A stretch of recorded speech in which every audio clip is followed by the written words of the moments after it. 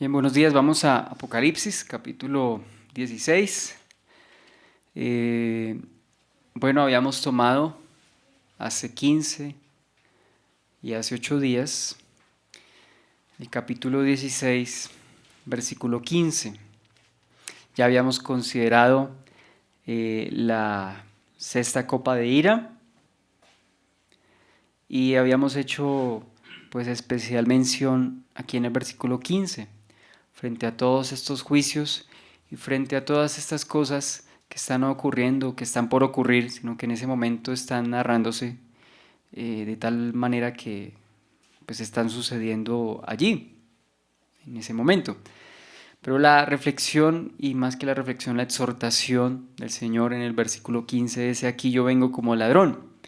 Bienaventurado el que vela y guarda sus ropas, para que no ande desnudo y vean su vergüenza.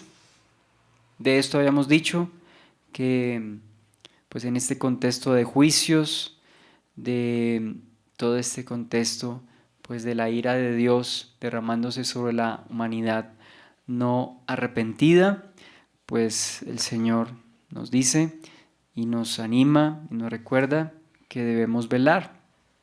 Y hablábamos de cada cosa, ¿no?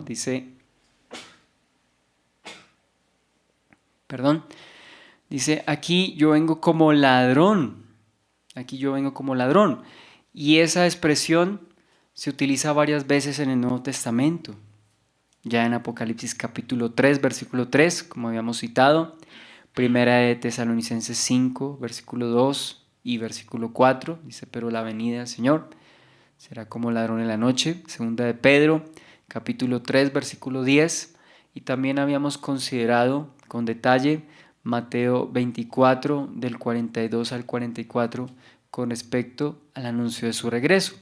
No vamos a repetirlo porque pues ya hace 8 días y hace 15 días pues lo habíamos enfatizado, ¿no? Entonces, la bienaventuranza, ¿para quién es? Para el que ante esa verdad, ¿cuál verdad? De que Él viene pronto. Entonces, ante esa verdad, dice que guarda sus ropas y vela, ¿no? ¿Y a qué nos referíamos con velar? ¿Recuerda? Al estar alertas, al estar conscientes, es decir, sobrios en nuestro juicio cabal. Hablábamos de estar preparados, ¿sí? Hablábamos de no estar desprevenidos. ¿Se acuerda de qué otra cosa más hablábamos? Con respecto a lo que significa velar, estar pendientes, ¿sí? No bajar la guardia. A eso hablamos, ¿no? ¿Y en qué sentido? Ya decíamos que no en sentido físico, sino en sentido espiritual hemos de velar. Recordemos que las vírgenes, pues el problema no fue que se durmieron, porque aún las que estaban aprovisionadas de aceite se durmieron también. El problema no estaba en que se hubiesen dormido, sino en que no se habían preparado. 5 de ellas no habían tomado aceite para sus lámparas. Entonces es un velar espiritual, un estar atentos, ¿no? Entonces, ¿en qué consiste el estar preparado? Ya dijimos, pues velar por un lado y por otra parte guardar sus ropas. ¿A qué se refieren las ropas? En la Biblia, las ropas espiritualmente hace referencia a la justicia, bien sea justicia propia o bien sea justicia divina. ¿Cómo así? En cada caso, la Biblia especifica cuándo es justicia propia y cuándo es justicia divina. Por ejemplo, en el Antiguo Testamento vemos desde Génesis cómo Adán y Eva, para cubrir su vergüenza, utilizaron hojas de higuera. Es decir, trataron de cubrir su pecado, su vergüenza, con obras humanas, es decir, su justicia propia. Tratar de cubrirse ellos mismos a su manera. ¿Pero qué hizo el Señor?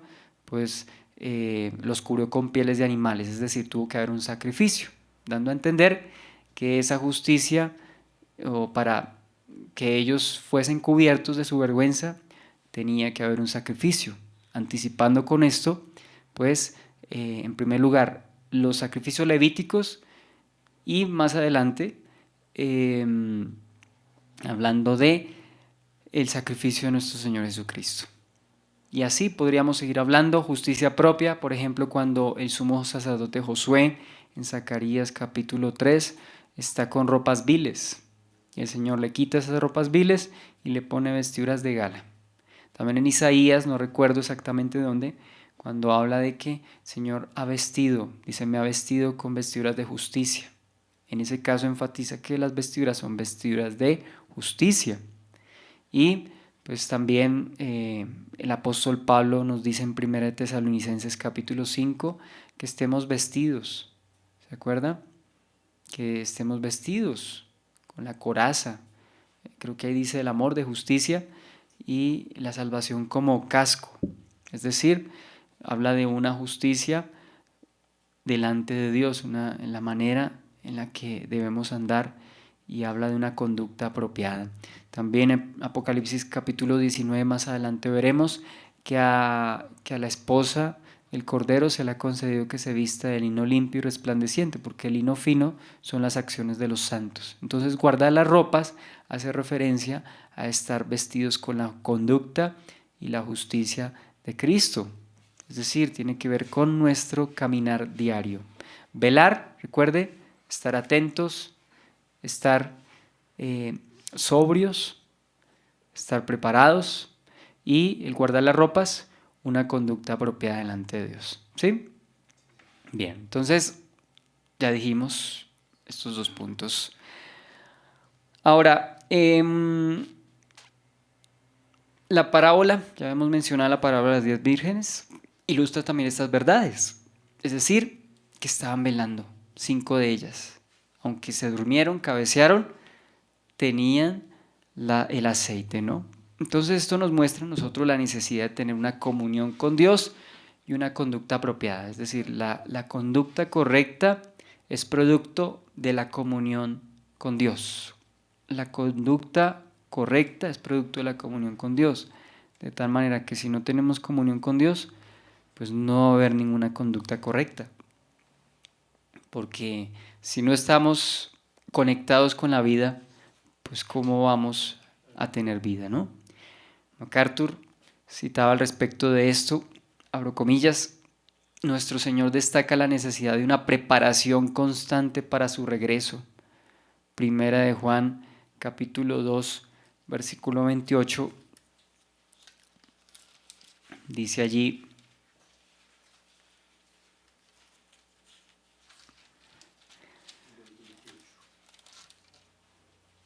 ahora, hijitos, permaneced en Él para que cuando se manifieste tengamos confianza, para que en su venida no nos alejemos de Él avergonzados.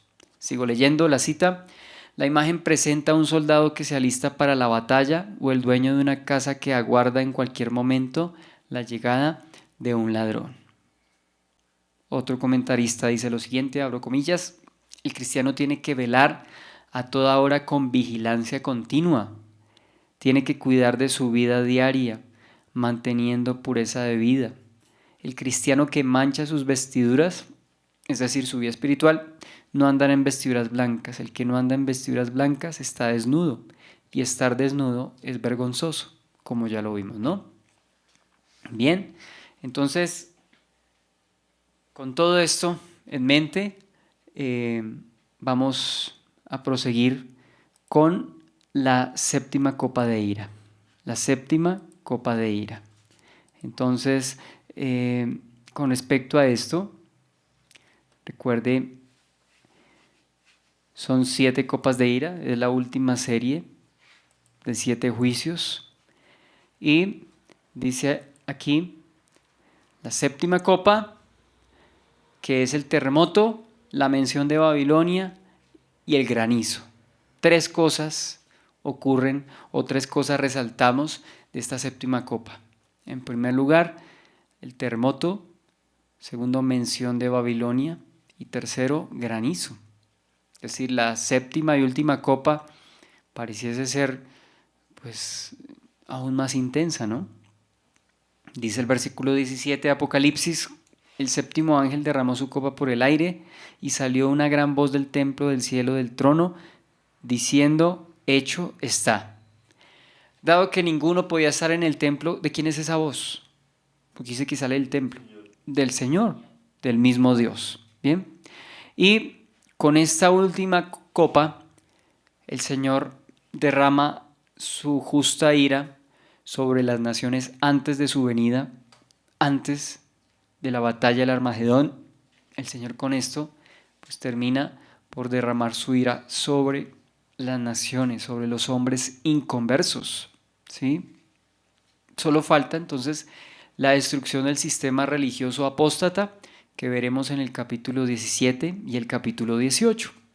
Cuando dice que la lanza por el aire, dice que es por el aire, como ustedes pueden notar, habla de un juicio universal. Es decir, el aire pues, está en todo el mundo. Y al lanzarla al aire, está hablando de que este juicio es de carácter universal, a diferencia de las plagas en Egipto, que fueron locales, es decir, fueron solamente en Egipto. Mientras que estas son de carácter universal. Y también habla de que la esfera de dominio de Satanás, ¿cuál es la esfera de dominio de Satanás según la Biblia? Este mundo específicamente, ¿qué? Dice la Biblia, el príncipe de la potestad del aire. Y habla de que no tenemos lucha contra carne y sangre, sino contra principados, contra potestades, contra gobernadores de este siglo, contra huestes espirituales de maldad en las regiones celestes. Entonces habla de paso que Satanás, sus ángeles, su reino está por ser juzgado, está por ser aniquilado, está por ser destruido. Sabe que le queda poco tiempo y ya el cerco, por así decirlo, se estrecha cada vez más a medida que avanzamos aquí en Apocalipsis. Bien, ahora pues mencionemos el gran terremoto aquí del versículo 18 al versículo 20. Dice: entonces hubo relámpagos y voces y truenos y un gran temblor de tierra, un terremoto tan grande cual no lo hubo jamás desde que los hombres han estado sobre la tierra. Y la gran ciudad fue dividida en 3 partes, y las ciudades de las naciones cayeron, y la gran Babilonia vino en memoria delante de Dios para darle el cáliz del vino del ardor de su ira. Entonces, primero, ¿qué estamos viendo? Voces y truenos, como en otras ocasiones. Las voces y los truenos. En este caso, las voces y los truenos hacen referencia al juicio de Dios. ¿A qué se relacionan las voces y los truenos? Con la presencia y la voz de Dios que no pueden pasar desapercibidas. Es decir, la gente inequívocamente va a ver que estos juicios son producto de su maldad y de la ira de Dios sobre la maldad de estas personas, de la humanidad no convertida. Bien, entonces sus justos juicios son evidentes a toda la creación. Y este terremoto no va a tener precedentes. Hay lugares donde pues, hay terremotos devastadores y hay magnitudes que pues, uno se aterra de lo fuerte que puede temblar. Pero es que este terremoto no va a tener precedentes en la historia del mundo, ni hasta ese momento, dice, ni antes ni después, va a temblar como va a haber ese terremoto en aquel entonces, ¿no? Y va a ser de manera mundial, porque a diferencia de los terremotos hoy en día son locales, es decir, puede que acaparen grandes distancias, incluso países, pero no acaparan por lo general todo un continente y mucho menos todo el planeta. Pero es que este terremoto va a sentirse en todo el planeta y va a causar una destrucción pues bastante grande, ¿no? Entonces, eso en cuanto a ese terremoto. Cuando dice aquí la gran ciudad, la gran ciudad, la gran ciudad, ¿a qué hace referencia? Algunos creen que se refiere a Babilonia. Sin embargo, si usted mira, ahí en el capítulo 16, dice, versículo 19, y la gran ciudad fue dividida en 3 partes, y las ciudades de las naciones cayeron, y la gran Babilonia. Entonces ahí, ¿qué ciudades podemos ver? Primero la gran ciudad, luego las ciudades de las naciones en general, y luego la gran Babilonia. 3 tipos de ciudades. Primero, la gran ciudad. Segundo, las demás naciones. Y en tercer lugar, la gran Babilonia. Porque Babilonia, así como Roma, fue una ciudad, pero también fue el nombre que se le dio a un imperio. Entonces vemos aquí que esta gran ciudad yo no creo que sea Babilonia. Puede ser Jerusalén terrenal en ese momento. Jerusalén terrenal en ese momento. Recordemos que en Apocalipsis 11, cuando estaban los testigos, tembló también en Jerusalén. Entonces, esa gran ciudad creo que aquí se refiere a Jerusalén, porque si fuera Babilonia, pues no la distinguiría como vemos ahí, y la gran Babilonia, como si fuese otra ciudad a la que se está refiriendo. Entonces, vemos aquí que esta gran ciudad puede referirse a la ciudad de Jerusalén, que en ese momento o por aquel entonces, pues va a haber una conmoción, ¿no? Va a haber una conmoción en la ciudad y pues recordemos que los judíos van a percatarse de su ceguera y van a reconocer finalmente al Mesías y que los judíos serán perseguidos para aquel entonces. Dice las ciudades de las naciones. Hoy en día las naciones se jactan, muchas naciones, muchas ciudades se jactan por ser centros tecnológicos, centros de negocios, de turismo, ¿sí? Centros de arquitectura, ciudades muy bonitas en Europa, Norteamérica, en Asia, ¿sí? Porque hay muchas ciudades, hay muchos pueblos que podrán jactarse de cómo lucen. Quizá Nueva York se jactará, quizá París, la ciudad, ¿cómo se conoce a París? La ciudad luz. Y muchas de estas ciudades se jactarán, pero ¿sabe qué va a pasar por igual con todas? Todas esas ciudades en aquel entonces estarán en ruinas y ya no va a haber razón para gloriarse, ya no va a haber nación, no va a haber razón para que pues se jacten de su estructura, de su comercio, de su apariencia, de nada de eso, ¿no? Y luego habla de la Gran Babilonia. ¿Se acuerda que habíamos tomado en el capítulo 14 la Gran Babilonia? Habíamos hablado de cierta forma con profundidad al respecto de Babilonia, y para Babilonia está reservado el peor castigo. No es que al Señor se le haya pasado castigar a Babilonia, sino que para Babilonia está reservado el peor castigo, porque su maldad y su influencia espiritual negativas sobre las naciones, sobre los reyes, pues no tiene comparación, ¿no? Entonces, si la séptima copa no corresponde al juicio de Babilonia, por lo menos está ligada al juicio de Babilonia y por lo menos es como un detonante, ¿sí? Al cumplirse la séptima copa, entonces el Señor ahora ¿de qué se va a ocupar? Pues ahora se va a ocupar de Babilonia, ¿bien? De traer juicio contra Babilonia. Y ya vamos a ver a qué se refiere Babilonia, ¿bien?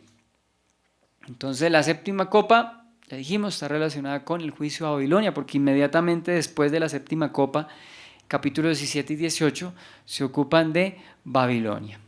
También dice que toda isla y los montes, dice huirán, ¿no? Este terremoto va a afectar las islas y los accidentes geográficos. Aún los montes más imponentes, como quizá el Everest, el Monte Blanco, ¿sí? Sea cual sean, los Himalayas, cualquiera de esos montes, dice que van a ser quebrantados. Entonces, aún la geografía, ¿cierto? Los accidentes geográficos en el mundo van a ser afectados debido a este terremoto por la magnitud y la intensidad de este terremoto. Bien. Y por último, ¿qué hace falta por ver de esta copa? ¿Qué es lo que hace falta? Ya hablamos de el terremoto, ya hablamos de la mención de Babilonia y ahora sigue el granizo, versículo 21. Y cayó del cielo sobre los hombres un enorme granizo, como del peso de un talento. Y los hombres blasfemaron contra Dios por la plaga del granizo, porque su plaga fue sobremanera grande. Entonces dice que cae un enorme granizo, como el peso de un talento. Esta plaga es similar a la que cayó sobre Egipto en Éxodo capítulo 9, del 22 al 25. Podemos ver mención de aquel evento. Dice que Y Jehová dijo a Moisés: extiende tu mano hacia el cielo para que venga granizo en toda la tierra de Egipto, sobre los hombres y sobre las bestias, y sobre toda la hierba del campo en el país de Egipto. Y Moisés extendió su vara hacia el cielo, y Jehová hizo tronar y granizar, y el fuego se descargó sobre la tierra, y Jehová hizo llover granizo sobre la tierra de Egipto. Entonces encontramos ese granizo, dice el versículo 24: hubo pues granizo y fuego mezclado con el granizo tan grande, cual nunca hubo en toda la tierra de Egipto, desde que fue habitada. Entonces también habla de un granizo que afectó a los hombres. También en Josué, si vamos a Josué, vemos un juicio similar.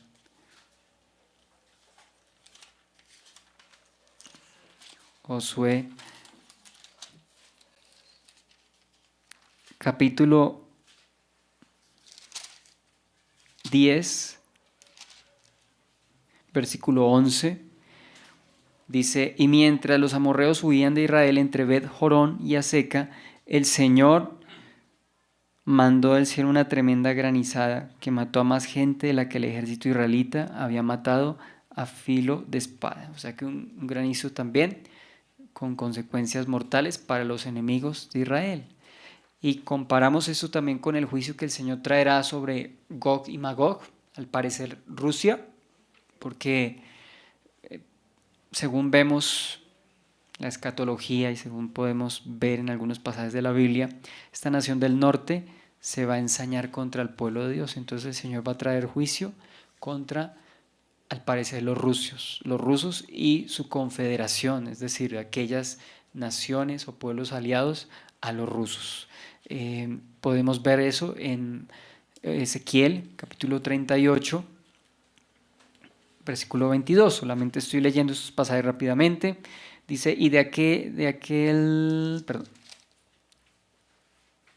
dice aquí de versículo 22: y yo litigaré contra él con pestilencias y con sangre, y haré llover sobre él, sobre sus tropas y sobre los muchos pueblos que están con él, impetuosa lluvia, piedras de granizo, fuego y azufre. Se refiere al juicio contra Gog y Magog. Bien, cuando vienen contra el pueblo de Israel. Bien, contra el pueblo de Israel. Gog y Magog. A Rusia, según la ubicación, la geografía, la descripción de la Biblia, y según muchos eruditos, se concuerda que es Rusia. Y no es de extrañar, porque los rusos, pues de una u otra forma, pues bueno, no estoy generalizando el 100% de los rusos, porque yo creo que hay rusos creyentes, pero la nación de Rusia como tal, en cabeza de sus gobernantes, pues prácticamente se han levantado contra Dios. Y alguno dirá: no, pero si allá hay una iglesia ortodoxa, pero hay una religión, no significa que sea la iglesia del Señor. De hecho, creo que los rusos, aunque hoy en día su comunismo no sea tan marcado como el de hace décadas, de todas maneras conservan muchas de las cosas y de los vestigios del antiguo comunismo. Por ejemplo, si no estoy equivocado, allá predicar y compartir el evangelio abiertamente no es algo que se pueda realizar. Creo que tienen que tener permiso del gobierno, algo similar a lo que ocurre en China, para poder ellos ejercer sus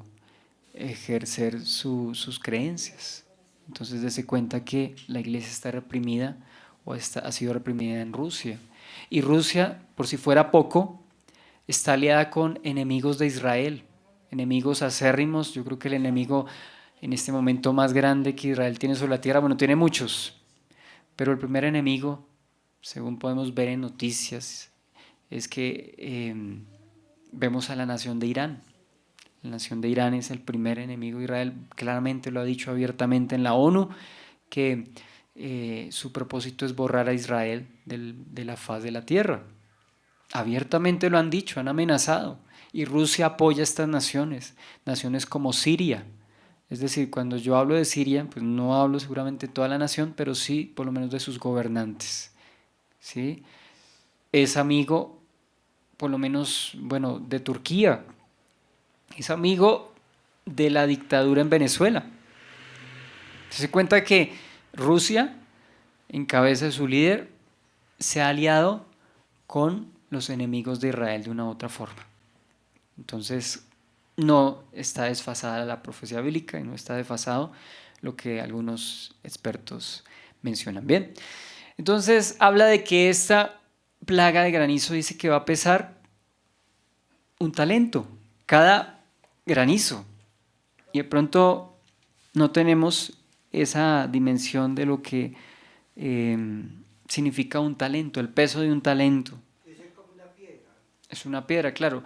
No, pero el talento se refiere al peso, no a un objeto, sino al peso. ¿Sí? Como decir nosotros kilo, como decir nosotros libra. ¿Sí? Entonces, ¿a cuánto creen que equivale un talento? ¿Cuánto pesa cada piedra, cada granizo? Aproximadamente un talento. ¿Y cuánto pesa un talento? Bueno, no hay datos precisos quizá, pero sí hay aproximados. Por ejemplo, en uno de los comentaristas que yo veía, se calcula que un talento pese 45 kilogramos y algunos hablan hasta de 55 kilogramos. Sea como sea, aproximadamente cada uno de esos pesa 100 libras. Es decir, ¿cuántas arrobas? 4 arrobas. 4 arrobas, imagínense. Si, imagínense caer una arroba de arroz del cielo, que la tiren y le caiga a uno. Imagínense la aceleración, porque yo no hablo de la velocidad, yo hablo de la aceleración con que eso debe caer a la tierra. Porque como cuando hablo de velocidad es algo constante, pero cuando hablamos de aceleración es la velocidad que va aumentando a cada segundo. Imagínense entonces, el peso ya es bastante, que le tiren a uno de un segundo piso una arroba de arroz, ¿cierto? Imagínense que se lo tiren a uno en la cabeza. Ahora imagínense que desde el cielo, o sea, de una distancia mucho más alta, le caiga no una arroba, sino el peso de 4 arrobas de arroz sobre una persona, sobre el cuerpo. Si no la mata, la deja seriamente mal, ¿sí? Entonces imagínese, entonces si no lo mata, lo deja, ¿cómo dice usted? ¿Lo deja qué? Lo deja loco. No, es algo terrible, ¿no? Algo terrible lo que está sucediendo. Acá dice que son 34 kilos. Bueno, otro dato, ¿un talento 34 kilos? Sí, señor. Bueno, por eso digo que no hay medida unificada, pero hay medidas aproximadas. Aún si pesara 34, eso es un peso bastante grande, 2 arrobas y medio. ¿sí? Como arroba y media. Es algo bastante pesado. Entonces, dese cuenta usted. eh, 25, 2 arrobas y medio. entonces, dese cuenta el peso impresionante y el juicio, terremoto. Y recuerde que ellos ya habían sido quemados. Y súmele a eso terremoto, súmele a eso granizo. Y la ¿Y qué devastación hacen de los los seres? Ah, bueno, la pueblos, devastación debido al las terremoto. montañas Todo, es que es un escenario catastrófico. Y alguien dirá, pobres seres humanos. No, recordemos que Dios es justo y les da el justo pago a la humanidad no arrepentida. ¿Por qué? Porque se levantaron contra el pueblo de Dios y han rechazado al Señor. Y tristemente, ¿qué vemos? Dice el versículo 21, ahí mismo, y los hombres blasfemaron contra Dios por la plaga del granizo, porque su plaga fue sobremanera grande. Pues claro, estamos haciendo el cálculo o estamos tratando de imaginarnos la magnitud de que un granizo, de que una granizada del peso que estamos señalando, pues caiga sobre los seres humanos, sumado al terremoto, porque si hay terremoto, ¿a dónde se van a esconder si hay ruinas? Será difícil. Entonces, imagínese la destrucción. Pero recordemos que todo esto hace parte del justo juicio de Dios. Los hombres lo merecen. Eso es lo que estamos viendo. Y recordemos que hay motivo de alabanza porque el Señor trae juicios a la tierra. porque lo merecen. No podemos ponernos del lado del rebelde, tenemos que ponernos a favor del justo, del Señor. No podemos hacer a veces como algunos padres, que el papá está corrigiendo, la mamá está corrigiendo al hijo y el papá o la mamá, o sea, el otro cónyuge, vienen y lo defienden. Imagínense, en vez de ponerse del lado en vez de corregirlo y estar de acuerdo, defiende al rebelde. Entonces no podemos caer en lo mismo, ¿no? Bien, entonces, ¿qué hacen los seres humanos? De acuerdo a lo que hemos visto en el capítulo 16, ¿cuál ha sido la actitud de los seres humanos frente a Dios? ¿Cuál ha sido la actitud y la constante de los seres humanos frente a Dios en el capítulo 16? Es decir, durante la ejecución de las copas. Versículo 9 dice: todos sufrieron terribles quemaduras, pero ni así se arrepintieron. En vez de darle gloria a Dios, que tiene poder, en vez de darle gloria a Dios, que tiene poder sobre estas plagas, maldijeron su nombre. Y en el versículo 11, ¿qué hacen? Luego de otra plaga, y blasfemaron contra el Dios del cielo por sus dolores y por sus úlceras, y no se arrepintieron de sus obras. Dos cosas: no le dieron gloria, y en segundo lugar, no se arrepintieron. Y en el versículo 21 volvemos a ver, dice que blasfemaron. No hay arrepentimiento en las personas. Entonces, ¿merecen estos castigos? Sí, los merecen, rotunda y absolutamente los merecen.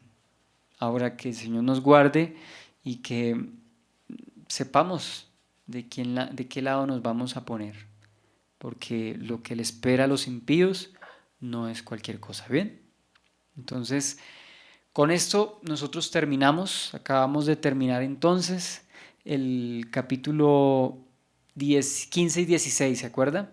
¿Bajo qué título tomamos estos dos capítulos? ¿Qué título consideramos para estos dos capítulos? Las copas de la ira, ¿sí?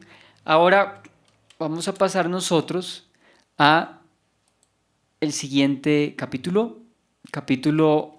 17, pero también 18, es decir, vamos a tomar el capítulo 17 y 18 como un solo tema, dos capítulos en uno. Por eso los vamos a tomar como parte de una misma sección, capítulo 17 y capítulo 18. Así como acabamos de hacer con las copas de la ira, tomamos el 15 y el 16 porque ese es el tema predominante de estos dos capítulos. De la misma manera, vamos ahora a tomar el capítulo 17 y el capítulo 18 como una sola entidad, como un solo tema. ¿Y cuál es ese tema? Ustedes lo están viendo allí: la condenación de Babilonia. La condenación de Babilonia. Entonces, esta sección, al igual que las copas de la ira, pues ya dijimos, abarca 2 capítulos. Luego de derramarse, ya tenemos el contexto anterior. ¿Qué acaba de ocurrir? Se acaban de derramar las 7 copas de la ira, ¿sí? Ahora la ira del Señor se va a derramar sobre el sistema religioso apóstata, pero no solamente acapara religión, es un sistema que también es un imperio y tiene poder económico. Y si pues, decimos poder económico, pues tienen poder comercial y tienen poder político. ¿Por qué razón? Ya lo veremos. ¿Por qué razón el Señor trae juicio sobre Babilonia? Y aquí básicamente vemos 2 cosas. En primer lugar, porque han perseguido y han dado muerte a muchos santos. A muchos santos. Recuerda lo que leíamos en Apocalipsis capítulo 6. Creo que cuando se abre el 5º sello, dice: vi bajo el altar, estoy leyendo capítulo 6, versículo 9. ¿Y por qué leo esto? Porque lo vamos a conectar con lo que estamos hablando. Capítulo 6, versículo 9. Cuando abrió el 5º sello, vi bajo el altar las almas de los que habían sido muertos por causa de la palabra de Dios y por el testimonio que tenían. Y clamaban a gran voz diciendo: ¿hasta cuándo, Señor, santo y verdadero, no juzgas y vengas nuestra sangre en los que moran en la tierra? Y se les dieron vestiduras blancas y se les dijo que descansasen todavía un poco de tiempo hasta que se completara el número de sus consiervos y sus hermanos, que también habían de ser muertos como ellos. ¿Qué piden las almas de los mártires? Venganza, ¿sí? Y Recordemos que la venganza es buena en las manos de Dios y es nociva en las manos del hombre. ¿Sí? Y cuando citamos aquí entonces que ellos piden venganza al Señor, dice, descansen un poco. Eso lo dijimos en el capítulo 6. ¿Hace cuánto? No sé, hace como año y medio, hace como 2 años hablamos de eso. Pero ahora, después de todos estos capítulos, ya llegó el momento en que el Señor va a vengar, no solamente ya lo hizo con los habitantes de la tierra, pero ahora lo va a hacer directamente con la raíz y el origen, es decir, el cerebro detrás de la persecución y la muerte de los cristianos. ¿Cuál es? Babilonia. O, como vemos acá, la gran ramera. Entonces, en primer lugar, porque persiguió y mató a los santos. Y en segundo lugar, porque corrompió y engañó, manipuló a los moradores de la tierra. ¿Sí se da cuenta? Porque se metió con el pueblo santo de Dios y porque engañó a los impíos. Doble pecado. Doble pecado estamos viendo con respecto a Babilonia. Bien, entonces vamos a dividirlo como ustedes ven ahí. En primer lugar, la visión y la descripción de la gran ramera. La visión y la descripción de la gran ramera. ¿Esa gran ramera es literal o es simbólica? Simbólica, pero ilustra una verdad. ¿Cuál es la verdad? Un sistema religioso. Segundo, explicación sobre la gran ramera. Segundo, la explicación sobre la gran ramera. O sea, primero, ¿cómo es? Y luego, ¿qué significa? De eso se ocupa el resto del capítulo 17, es decir, del versículo 7 al versículo 18. Tercero, destrucción de la gran ramera. Destrucción de la gran ramera. Versículo 18, capítulo 18, del versículo 1 al versículo 8. Cuarto, lamento de los reyes por la destrucción de la gran ramera. Apocalipsis 18, del 9 al 19. Apocalipsis 18, del 9 al 19. Y por otro lado, regocijo del cielo por la destrucción de la gran ramera. Quinto, regocijo del cielo por la destrucción de la gran ramera. Capítulo 18, del 20 al 24. Eso es lo que estamos entonces aquí considerando nosotros. ¿Bien? Entonces, dése cuenta cómo el Señor va a tratar a Babilonia. Ya juzgó a las naciones, a los hombres no arrepentidos. ¿Y queda reservado algo para los hombres? Sí, la batalla del Armagedón, para los ejércitos del mundo que intentan de manera necia pues levantarse contra Dios. Y en segundo lugar, vamos a ver cómo el Señor juzga a este sistema religioso apóstata. Bien, entonces en cuanto al énfasis de cada capítulo, ¿cuál es la diferencia? Bueno, ya sabemos que el 17 y el 18 hablan sobre ¿qué? Sobre Babilonia. Pero ¿en qué se enfoca cada uno? Entonces el primero, el capítulo 17, se enfoca en Babilonia como religión, ¿sí? En la Babilonia religiosa. Y el capítulo 18 se enfoca en Babilonia comercial, porque también tiene poder económico, como también lo tuvo Babilonia en la antigüedad. ¿Está claro? Entonces vemos a Babilonia teniendo poder religioso y poder económico, pero también político. Económico y político. Bien. Entonces, sin más preámbulo, ¿qué tenemos que hacer? Vamos a leer el capítulo 17 y el capítulo 18. Les acompaño a que me sigan con la lectura, que vamos a comenzar desde el capítulo 17. Y pongamos mucha atención porque a partir de lo que leemos, pues por eso hicimos esta división así. Y vamos a entrar en detalles. Capítulo 17. Vino entonces uno de los 7 ángeles que tenían las 7 copas y habló conmigo diciendo: ven acá y te mostraré la sentencia contra la gran ramera, la que está sentada sobre muchas aguas, con la cual han fornicado los reyes de la tierra, y los moradores de la tierra se han embriagado con el vino de su fornicación. Y me llevó en el espíritu al desierto, y vi a una mujer sentada sobre una bestia escarlata, llena de nombres de blasfemia, que tenía 7 cabezas y 10 cuernos. Y la mujer estaba vestida de púrpura y escarlata, y adornada de oro, de piedras preciosas y de perlas, y tenía en la mano un cáliz de oro lleno de abominaciones y de la inmundicia de su fornicación. Y en su frente un nombre escrito, un misterio: Babilonia la grande, la madre de las rameras y de las abominaciones de la tierra. Vi a la mujer ebria de la sangre de los santos y de la sangre de los mártires de Jesús, y cuando la vi quedé asombrado con gran asombro. Y el ángel me dijo: ¿por qué te asombras? Yo te diré el misterio de la mujer y de la bestia que la trae, la cual tiene las 7 cabezas y los 10 cuernos. La bestia que has visto era y no es, está para subir del abismo e ir a perdición. Y los moradores de la tierra, aquellos cuyos nombres no están escritos desde la fundación del mundo en el libro de la vida, se asombrarán viendo la bestia que era y no es y será. Esto es para la mente que tenga sabiduría. Las 7 cabezas son 7 montes sobre los cuales se sienta la mujer. Y son 7 reyes. 5 de ellos han caído, uno es y el otro aún no ha venido. Y cuando venga es necesario que dure breve tiempo. La bestia que era y no es también el 8º, y es de entre los 7 y va a la perdición. Y los 10 cuernos que has visto son 10 reyes, y que aún no han recibido reino, pero por una hora recibirán autoridad como reyes juntamente con la bestia. Estos tienen un mismo propósito, y entregarán su poder y su autoridad a la bestia. Pelearán contra el Cordero, y el Cordero los vencerá, porque Él es Señor de señores y Rey de reyes, y los que están con Él son llamados y elegidos y fieles. Me dijo también: las aguas que has visto, donde la ramera se sienta, son pueblos, muchedumbres, naciones y lenguas.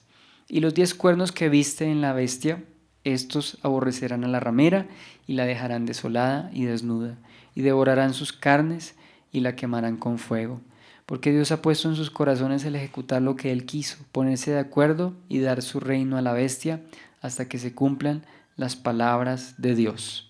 Y la mujer que has visto, la gran ciudad que reina sobre los reyes de la tierra. Después de esto vi a otro ángel descender del cielo con gran poder, y la tierra fue alumbrada con su gloria. Y clamó con voz potente diciendo: ha caído la gran Babilonia, y se ha hecho habitación de demonios y guarida de todo espíritu inmundo, y albergue de toda ave inmunda y aborrecible. Porque todas las naciones han bebido del vino del furor de su fornicación, y los reyes de la tierra han fornicado con ella, y los mercaderes de la tierra se han enriquecido de la potencia de sus deleites. Y oí otra voz del cielo que decía: salid de ella, pueblo mío, para que no seáis partícipes de sus pecados, ni recibáis parte de sus plagas, porque sus pecados han llegado hasta el cielo, y Dios se ha acordado de sus maldades. Dadle a ella como ella os ha dado, y pagadle doble según sus obras. En el cáliz en que ella preparó bebida, preparadle a ella el doble. Cuando ella se ha glorificado y ha vivido en deleites, tanto dale de tormento y llanto, porque dice en su corazón: yo estoy sentada como reina, y no soy viuda y no veré llanto. Por lo cual en un solo día vendrán sus plagas, muerte, llanto y hambre, y será quemada con fuego, porque poderoso es Dios el Señor que la juzga. Y los reyes de la tierra que han fornicado con ella y con ella han vivido en deleites, llorarán y harán lamentación sobre ella cuando vean el humo de su incendio. Y parándose lejos por el temor de su tormento, diciendo: ay de la gran ciudad de Babilonia, la ciudad fuerte, porque en una hora vino tu juicio. Los mercaderes de la tierra lloran y hacen lamentación sobre ella, porque ninguno compra más sus mercaderías. Mercadería de oro, de plata, de piedras preciosas, de perlas, de lino fino, de púrpura, de seda, de escarlata, de toda madera olorosa, de todo objeto de marfil, de todo objeto de madera preciosa, de cobre, de hierro y de mármol, y canela, especias aromáticas, incienso, mirra, olíbano, vino, aceite, flor de harina, trigo, bestias, ovejas, caballos y carros y esclavos, almas de hombres. Los frutos codiciados por tu alma se apartaron de ti, y todas las cosas exquisitas y espléndidas te han faltado, y nunca más las hallarás. Los mercaderes de estas cosas que se han enriquecido a costa de ella se pararán lejos por el temor de su tormento, llorando y lamentando, y diciendo: ay, ay de la gran ciudad que estaba vestida de lino fino, de púrpura y de escarlata, y estaba adornada de oro, de piedras preciosas y de perlas, porque en una hora han sido consumidas tantas riquezas, y todo piloto, y todos los que viajan en naves, y marineros, y todos los que trabajan en el mar, se pararon lejos, y viendo el humo de su incendio dieron voces diciendo: ¿qué ciudad era semejante a esta gran ciudad? Y echaron polvo sobre sus cabezas, y dieron voces llorando y lamentando, diciendo: ay, ay de la gran ciudad, en la cual todos los que tenían naves en el mar se habían enriquecido de sus riquezas, pues en una hora ha sido desolada. Alégrate sobre ella, cielo, y vosotros santos, apóstoles y profetas, porque Dios os ha hecho justicia en ella. Y un ángel poderoso tomó una piedra, como una gran piedra de molino, y la arrojó en el mar, diciendo: con el mismo ímpetu será derribada Babilonia, la gran ciudad, y nunca más será hallada. Y voz de arpistas, de músicos, de flautistas y de trompeteros no se oirá más en ti, y ningún artífice de oficio alguno se hallará más en ti, ni ruido de molino se oirá más en ti, luz de lámpara no alumbrará más en ti, ni voz de esposo y de esposa se oirá más en ti, porque tus mercaderes eran los grandes de la tierra, pues por tus hechicerías fueron engañadas todas las naciones, y en ellas se halló la sangre de los profetas y de los santos y de todos los que han sido muertos en la tierra.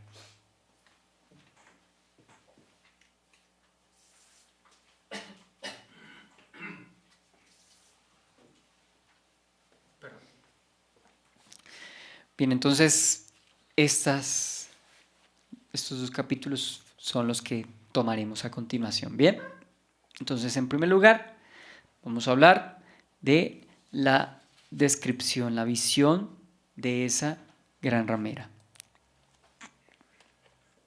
Versículo 1. Vino entonces uno de los 7 ángeles que tenía las 7 copas y habló conmigo diciéndome: ven acá y te mostraré la sentencia contra la gran ramera, la que está sentada sobre las muchas aguas. Cuando hablamos de sentencia, recordemos Apocalipsis 16-19, lo que hemos leído hace poco. Y la gran ciudad fue dividida en 3 partes, y las ciudades de las naciones cayeron. Y la gran Babilonia vino en memoria delante de Dios para darle el cáliz del vino del ardor de su ira. Ahí está la sentencia contra esta gran ramera, contra Babilonia, ¿sí? Pero ahora, primero que todo, retomemos lo que habíamos visto en el capítulo 14. ¿A qué se refiere con Babilonia? Porque hemos hablado mucho de Babilonia.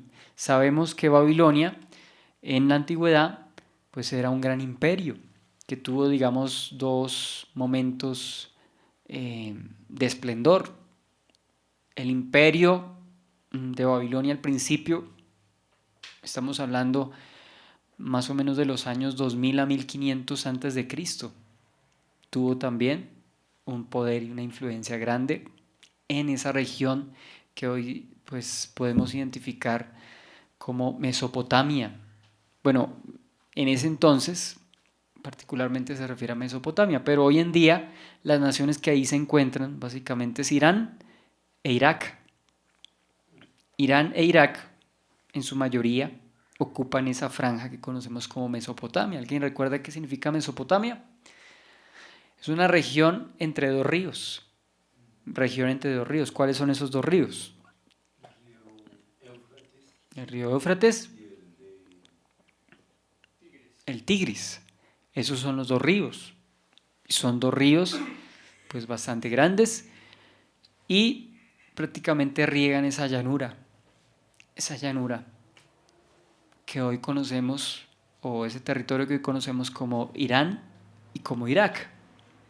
Bien, entonces particularmente Irak en su mayoría es lo que en aquel entonces era el Imperio Babilonia. Babilonia era una ciudad muy cercana al río Éufrates. Y ese fue su primer esplendor. Y luego surgió otra vez el Imperio Babilónico.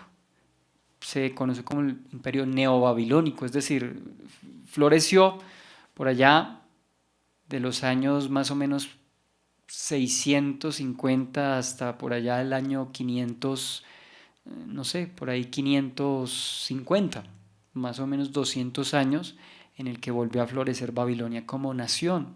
De allí, pues el rey como más representativo de ese periodo fue el famoso rey Nabucodonosor, el que conquistó Judea, conquistó Jerusalén, el que llevó cautivos a muchos judíos, y a partir de ese momento vemos cómo los judíos se dispersaron por todas las naciones.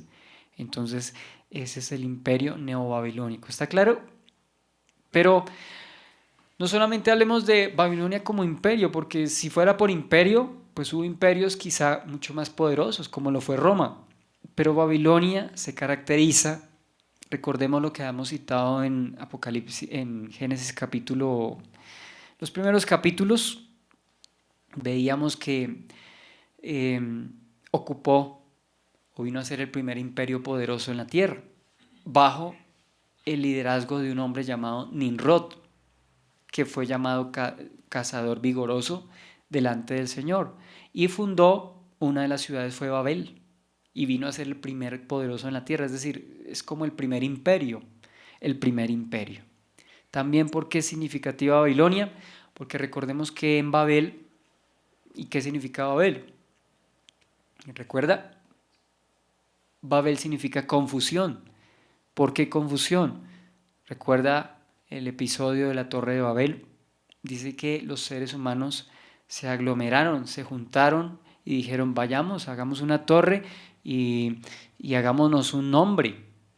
Y ellos pretendieron construir una torre, es decir, desafiando la honra, la gloria de Dios, como haciendo competencia, y que hizo el Señor, confundió sus lenguas. De allí que ese lugar se llamara Babel. Y a partir de ahí los hombres se esparcieron. Es decir, Dios les había dicho a los seres humanos en un principio que llenaran la tierra. Pero ¿qué quisieron hacer? Llevando la contraria y en desobediencia con Dios, se quisieron fue más bien juntar y edificar una torre para desafiar a Dios. Y entonces el Señor, ¿qué hizo? Los esparció. Esto no es ningún mito. Si nosotros miramos, por ejemplo, la arqueología, esas torres grandes llamadas zigurats que encontramos por allá en Medio Oriente, en esa región precisamente, vemos que fueron edificaciones que tienen mucha relación con lo que vemos la Torre de Babel. Entonces los hombres, de una u otra forma, desafiaron a Dios en ese lugar. Y Babilonia, como algunos otros historiadores apuntan, dicen y reconocen que en Babilonia surgió el paganismo, es decir, de ahí viene la idolatría, de ahí vienen esos ídolos que a lo largo del tiempo y a través de las culturas y de los imperios y las civilizaciones han mutado o han cambiado, es decir, los dioses cambian de nombre, pero en esencia son los mismos. Por ejemplo, esa figura de una mujer con un niño ha cambiado en diferentes lugares, ¿cierto? De pronto en Babilonia se mencionó a la mujer como Semiramis y al niño que tiene ahí en brazos como Tamuz, y así de pronto veremos en Egipto, y así vemos en Grecia, y así vemos con los cananeos, y ahí vemos con Roma, ¿sí? Y ahora vemos con las figuras católicas, una mujer a quien identifican supuestamente con María, la Virgen, y un niño al que supuestamente identifican con el Señor Jesús. Pero dése cuenta que toda esa figura, toda esa esencia no estoy inventándome, hay evidencias arqueológicas, incluso yo creo que vamos a volver a presentarlo, vamos a volver a presentar esas diapositivas de la Gran Ramera, porque hay bastante similitud con Roma como imperio, pero más que como imperio, como religión, como institución religiosa.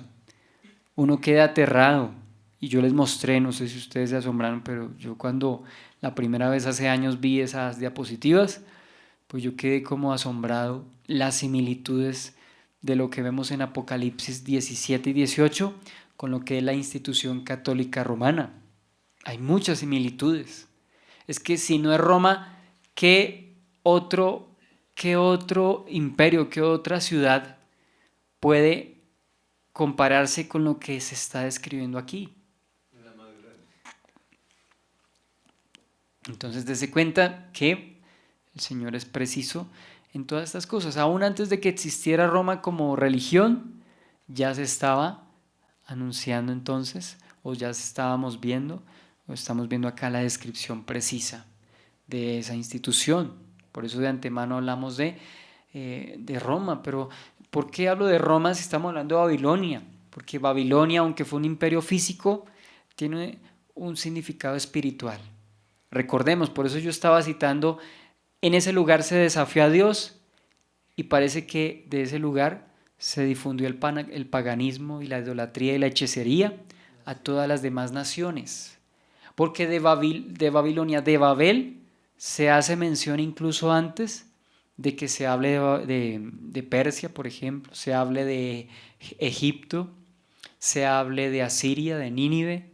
Antes de todas estas ciudades, las ciudades más antiguas, pues, y la ciudad más antigua, estamos refiriéndonos a Babel, una de las ciudades más antiguas. Incluso algunos dicen no, que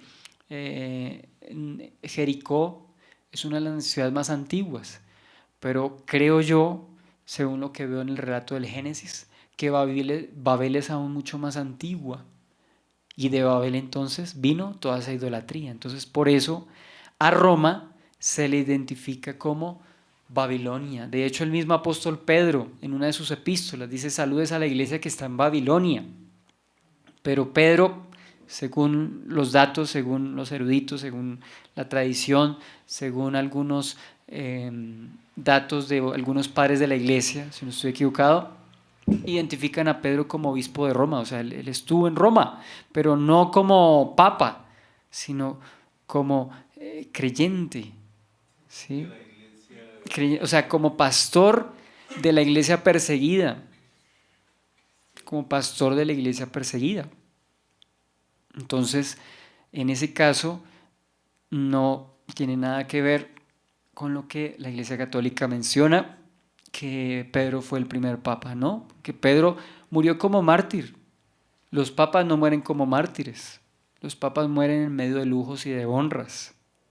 ¿No se ha dado cuenta cuando muere el papa?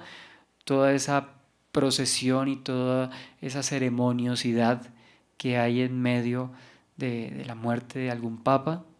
Eso no ocurrió con el apóstol Pedro. ¿Cómo murió el apóstol Pedro? Según vimos el jueves. Murió crucificado boca abajo. Dice que no se consideraba digno de morir como su maestro. Entonces, Roma es identificada con Babilonia porque Roma también en su momento fue un gran imperio, porque Roma en su momento fue una ciudad poderosa, porque en Roma también hubo toda serie de vicios, de excesos. ¿Sí? Las películas que hablan sobre Roma a veces resalta más que todo la corrupción moral, la corrupción política, la corrupción social de esa, sí, gran ciudad, pero gran ciudad para mal.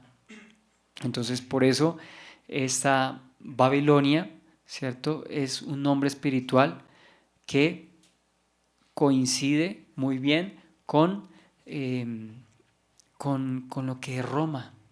Y recordemos que Roma más adelante, aunque dejó de ser un imperio con armas tomar, es decir, un imperio oficialmente grande, militar, hoy en día ha tomado poder religioso. Es decir, han dominado las naciones, han dominado sobre los reyes con esa influencia religiosa. Recuerden la Edad Media, de eso habíamos hablado, cómo los reyes, cómo los príncipes, cómo estas naciones fueron dominadas y gobernadas de una u otra forma por Roma. Los reyes no mandaban tanto como los papas eran quienes quitaban y ponían reyes. Los papas fueron, y Roma fue la que envió a Europa a la guerra de las cruzadas. Y no fueron cruzadas con el propósito de honrar y glorificar al Señor, no. Era para conquistar territorio ocupado por los musulmanes, por los árabes, ¿sí? Por los que estaban apoyando el Islam. Entonces, lo vamos a dejar hasta acá, pero pues quiero que con esta introducción pues quede claro por qué se le menciona a Roma como Babilonia. Babilonia fue un imperio antiguo, pero espiritualmente tiene un significado. La cuna de la rebelión contra Dios, la cuna del desafío contra Dios, la cuna de la idolatría, del paganismo, la hechicería. Entonces, por eso a Roma, que es como la ciudad y el imperio y la organización religiosa que más encaja con la descripción, es denominada como la Gran Ramera o Babilonia. Y esto parece ofensivo. Imagínense que un católico nos estuviese escuchando, pues sería bastante ofensivo, pero es que vamos a ver de aquí en adelante, es decir, lo que estoy diciendo, vamos a verlo con la descripción de la Biblia. ¿Qué imperio o qué institución religiosa más rica que Roma? Todas las descripciones viven en lujos, ¿sí? Se visten de púrpura, han manipulado reyes, han dominado y gobernado sobre muchas gentes. La Iglesia Católica tiene, ¿cierto?, una cobertura en el mundo impresionante. Muchos fieles, muchos feligreses son fieles a Roma como institución católica. Bien, pero eso lo veremos más adelante. Vamos a orar entonces.